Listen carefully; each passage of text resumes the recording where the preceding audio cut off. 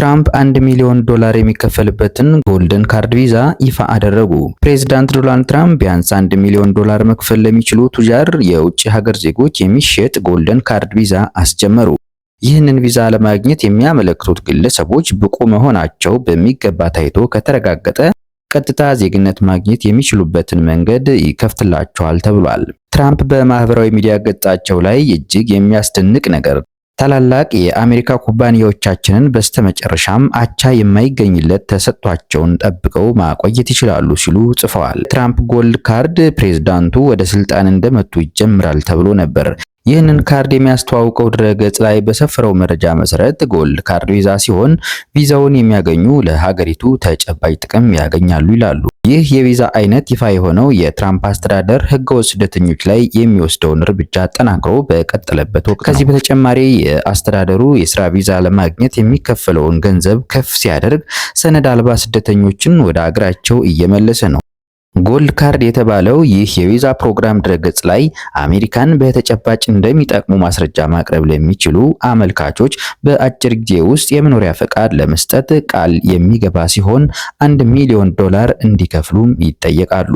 ይህንን ቪዛ ለማግኘት ለሰራተኞቻቸው የሚያመለክቱ ድርጅቶች $2 ሚሊዮን እንዲከፍሉ የሚጠበቅ ሲሆን ሌሎች ተጨማሪ ክፍያዎችም ይኖርባቸዋል። ይህ የቪዛ አይነት ፕላቲኒየም ደረጃ አለው የተባለ ሲሆን $5 ሚሊዮን መክፈል ለሚችሉ ደግሞ ልዩ የታክስ እፎይታ ጊዜ እንደሚሰጥ በድረገጹ ላይ ተመልክቷል። እንደ አመልካቾቹ ሁኔታ ተጨማሪ ክፍያዎች ሊኖሩ እንደሚችሉም በድረገጹ ላይ ተገልጿል። ግለሰቦች ማመልከቻቸው ከመታየቱ በፊት ሂደቱን ለማስጀመር የሚያስችል $15000 መክፈል ይጠበቅባቸዋል።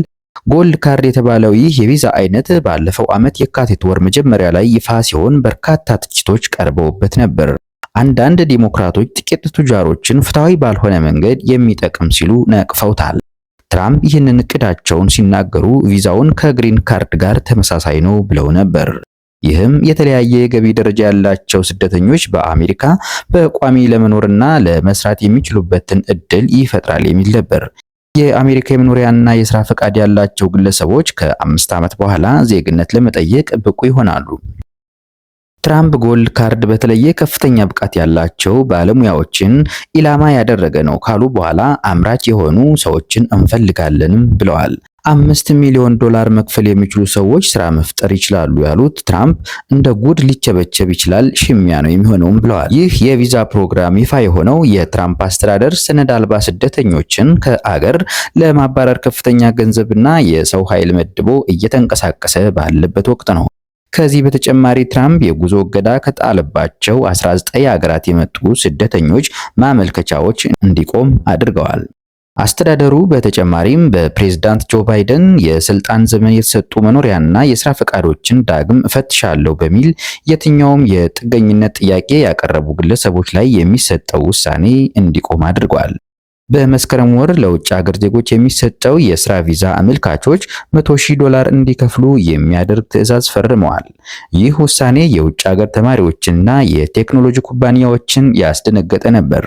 ዋይት ሃውስ በኋላ ላይ ክፍያው አዲስ አመልካቾች ላይ ብቻ ተግባራዊ እንደሚደረግ ገልጿል። በሌላ ዜና በልገሳ የተገኘ የወንዴ ዘር ለካንሰር አጋላጭ የሆነ ጂን መያዙ ሳይታወቅ በአውሮፓ የተለያዩ ሀገራት 197 ህጻናት መወለዳቸውን የተደረገ ምርመራ አረጋገጠ። በዚህም የተነሳ አንዳንድ ልጆች መሞታቸው ሲታወቅ ከወንዴው ዘር ካንሰር አምጪውን ህዋስ የወረሱ ጥቂት ህጻናት ብቻ በህይወት ዘመናቸው ከካንሰር ሊድኑ እንደሚችሉ ተገልጿል።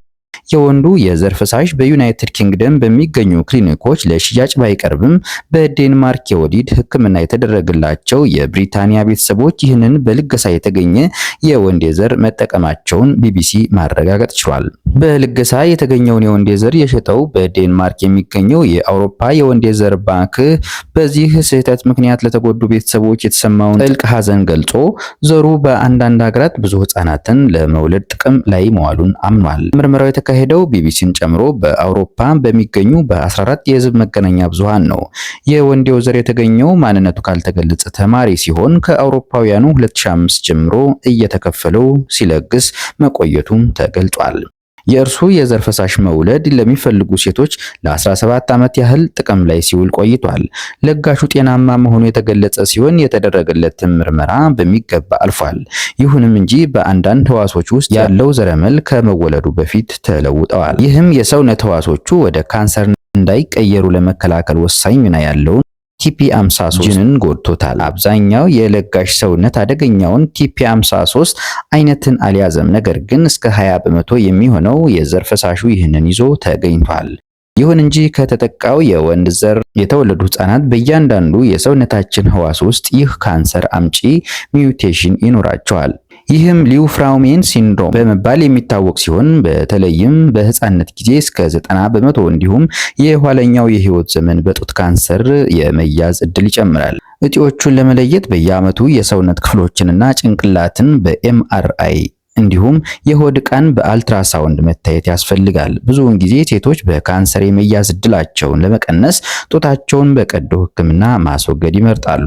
የአውሮፓ የወንድ የዘር ባንክ ለጋሹና ቤተሰቡ አልታመሙም ያለ ሲሆን እንዲህ አይነቱን ለውጥ ጂን ሚውቴሽን በጄኔቲክ ምርመራ ወቅት ለመከላከል በሚያስችል መልኩ አልተገኘም ብሏል። የወንዱ የዘር ችግር እንዳለበት ከታወቀ በኋላ ወዲያውኑ እንዳይሰጥ መታገዱን ጨምሮ ገልጿል። በሌላ ዜና አሜሪካ የውጭ ሀገር ጎብኚዎችን የ5 ዓመት የማህበራዊ ሚዲያ ታሪክ ልትጠይቅ እንደምትችል ተገለጸ። በአዲሱ የትራምፕ አስተዳደር እቅድ መሰረት ዩናይትድ ኪንግደምን ጨምሮ የበርካታ ሀገራት ጎብኚዎች ወደ አሜሪካ ለመግባት የ5 ዓመት የማህበራዊ ሚዲያ ታሪክ ሊጠየቁ እንደሚችሉ የአገሪቱ ባለስልጣናት ገለጹ። አዲሱ ቅድመ ሁኔታ ያለ ቪዛ ለ90 ቀናት አሜሪካን ለመጎብኘት መስፈርቱን የሚያሟሉ የበርካታ ሀገራት ዜጎች ላይ ተጽዕኖ ሊያደርስ የሚችል ነው። እነዚህ ዜጎች የጉዞ ፈቃድ ለማግኘት የሚያስችላቸውን የኤሌክትሮኒክ ቅጽ ወይም ኤኤስቲኤ መሙላት ይጠበቅባቸዋል። ፕሬዚዳንት ዶናልድ ትራምፕ ባለፈው ጥር ወር ላይ ወደ ዋይት ሃውስ ከገቡ በኋላ ብሔራዊ ደህንነት እንደ ምክንያት በመጥቀስ የአገሪቷን የድንበር ቁጥጥር አጥብቀዋል። አዲሱ ቅድም ጎብኚዎች ላይ መሰናክል የሚፈጥር ሲሆን የዲጂታል መብታቸውንም እንደሚጋፋ ተንታኞች ይናገራሉ። ትራምፕ ግን እቅዳቸው በአሜሪካ የቱሪስት ፍሰትን ሊቀንስ እንደሚችል ተጠይቀው እንደማያሳስባቸው ተናግረዋል። ፕሬዝዳንቱ ረቡዕ ዕለት ሲናገሩ ጥሩ እየሰራን ነው። የምንፈልገው ሰዎች እዚህ መጥተው ሰላም እንዲሆኑ ነው። ሰላምና ደህንነት ነው የምንፈልገው። ወደ አገሪቷ መግባት የሌለባቸው ሰዎች እንዲገቡ አለመፍቀዳችንን ማረጋገጥ አለብን ብለዋል። በሚቀጥለው የአውሮፓውያኑ ዓመት ሀገሪቷ ከካናዳና ሜክሲኮ ጋር በመሆን የወንዶች እግር ኳስ የዓለም ዋንጫ ስለምታዘጋጅ እንዲሁም በአውሮፓውያኑ 2028 በሎስ አንጀለስ ከሚካሄደው ኦሎምፒክ ጋር በተያያዘ ወደ ሀገሪቷ በርካታ ቱሪስቶች እንደሚጎርፉ ይጠበቃል። አዲሱ ቱሪስቶች ወደ አሜሪካ ለመግባት የ5 ዓመት የማህበራዊ ሚዲያ እንቅስቃሴ ታሪካቸውን ለማየት የተያዘው እቅድ የተዘጋጀው በአገር ውስጥ ሚኒስቴርና በጉምሩክና ድንበር ጥበቃ መስሪያ ቤት ነው።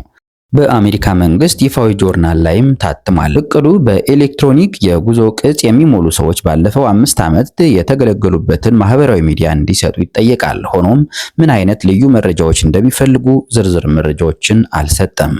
አሁን ላይ ስራ ላይ ያለው በኦንላይን የሚሞላ የጉዞ ፈቃድ ቅጽ ኤኤስቲኤ ከተጓዦች የሚጠይቀው ውስን መረጃዎችን ሲሆን በአንድ ጊዜ $40 እንዲከፍሉ ነው የሚጠይቀው። በዚህም ዩናይትድ ኪንግደም፣ አየርላንድ፣ ፈረንሳይ፣ አውስትራሊያ እና ጃፓንን ጨምሮ የ40 ሀገራት ዜጎች ይህንን አገልግሎት ማግኘት የሚችሉ ሲሆን በ2 ዓመት ጊዜ ውስጥ በፈለጉት ጊዜ አሜሪካን እንዲጎበኙ ይፈቅድላቸዋል። አዲሱ ሰነድ ግን የማህበራዊ ሚዲያ መረጃዎችን ከመሰብሰብ በተጨማሪ አመልካቾች ባለፉት ከ5 እስከ 10 ዓመታት በተከታታይ የተጠቀሙበትን የስልክ ቁጥር እና የኢሜል አድራሻ እንዲሰጡ እንዲሁም ከቤተሰብ አባላታቸው መረጃዎችን እንዲሰበሰብ ይጠይቃል።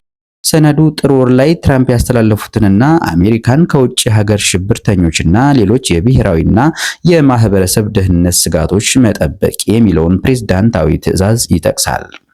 ከጎብኚዎች የጉዞ መረጃ አሰባሰብ ጋር በተያያዘ አዲሱ እቅድ ለ60 ቀናት የህዝብ አስተያየቶች እንዲሰጡበት ይጋበዛል። ሆኖም አሁን ላይ ወደ አሜሪካ ለሚገቡ መንገደኞችም ምንም የተለወጠ ነገር አለመኖሩን የጉምሩክና ድንበር ጥበቃ መስሪያ ቤት ቃል አቀባይ በሰጡት መግለጫ አስታውቀዋል። ይህ የመጨረሻው ህግ አይደለም። የአሜሪካ ዜጎችን ደህንነት ለመጠበቅ አዲስ የፖሊሲ አማራጮች እንዲኖሩ ውይይት ለመጀመር የሚያስችል የመጀመሪያ እርምጃ ነው ብለዋል ቃል አቀባዩ። የዲጂታል መብት ድርጅት ኤሌክትሮኒክ ፍሮንቲየር ፋውንዴሽን ባልደረባ ሶፊያ ኮፕ እቅዱን የተቹት ሲሆን የሰላማዊ ሰዎችን ነጻነት አደጋ ላይ ሊጥል ይችላል ሲሉ ለኒውዮርክ ታይምስ ተናግረዋል። ይህ በእንዲህ እንዳለ የኢሚግሬሽን ሕጎች ባለሙያው ፍራግ ፐሜን መንገደኞች የጉዞ ፈቃድ ለማግኘት ለረጅም ጊዜ እንዲጠብቁ ሊያደርግ ይችላል ብለዋል። የትራምፕ አስተዳደር ቀደም ብሎ የተማሪ ቪዛ ወይም የስራ ቪዛ ለሚያመለክቱ የውጭ ዜጎች የማህበራዊ ሚዲያ ገጾች እንደሚፈተሽ አስታውቆ ነበር። የውጭ ጉዳይ መስሪያ ቤቱ የአመልካቾችንና ቤተሰባቸውን የኦንላይን እንቅስቃሴ እንደሚገመግም ጠቅሶ ይህንን ለማድረግ አመልካቾች የማህበራዊ ሚዲያ ገጾቻቸው ከግላዊ ወደ ህዝብ እይታ እንዲለውጡ አሳስቦ ነበር። በአሜሪካ ኤምባሲና በሜክሲኮ ግዛት ቆንስላ ድረገጽ የወጣው ማስታወቂያ የቪዛ አመልካቾች ባለፉት 5 ዓመታት ሲጠቀሙባቸው የነበሩትን ሁሉንም የማህበራዊ ሚዲያ ገጾቻቸው ስምና ሊንክ መዘርዘር እንደሚገባቸው ገልጿል። ያልተጠቀሰ የማህበራዊ ሚዲያ ገጽ ካለም የቪዛ ክልከላን ሊያስከትል እንደሚችል አስጠንቅቋል። የተማሪዎቹን ቪዛ በተመለከተም አንድ የውጭ ጉዳይ መስሪያ ቤት ባለስልጣን ይህ አገራችንን ደህንነቷ የተጠበቀ እንደሚያደርግ አሜሪካውያን ይጠብቃሉ፣ የትራምፕ አስተዳደርም የዕለቱ እያደረገ ያለው ይህን ነው ብለዋል። ባለስልጣናትም ለሀገር ደህንነት ስጋት የሆኑ እና ሽብርተኛ ተብለው የተፈረጁ ቡድኖችን የሚያስተዋውቁ፣ የሚደግፉ እንዲሁም ጸረ ሴማዊ ትንኮሳና ጥቃትን የፈጸሙትን እንዲለዩ ተነግሯቸዋል። የትራምፕ አስተዳደር እየወሰደ ባለው እርምጃ የድንበር ጥበቃውን ለማጠናከር የጉዞ እገዳ የጣለባቸው በአፍሪካ በመካከለኛው ምስራቅና ካሪቢያን የሚገኙ 19 ሀገራት ቁጥር ከፍ ሊል እንደሚችል አመልክቷል። ውሳኔው የመጣው አንድ አፍጋኒስታዊ በዋሽንግተን ዲሲ 2 የብሔራዊ ጥበቃ አባላት ላይ ተኩስ ከፍቶ ጉዳት ካደረሰና የአንደኛው ሕይወት ማለፉ ከተገለጸ በኋላ ነው።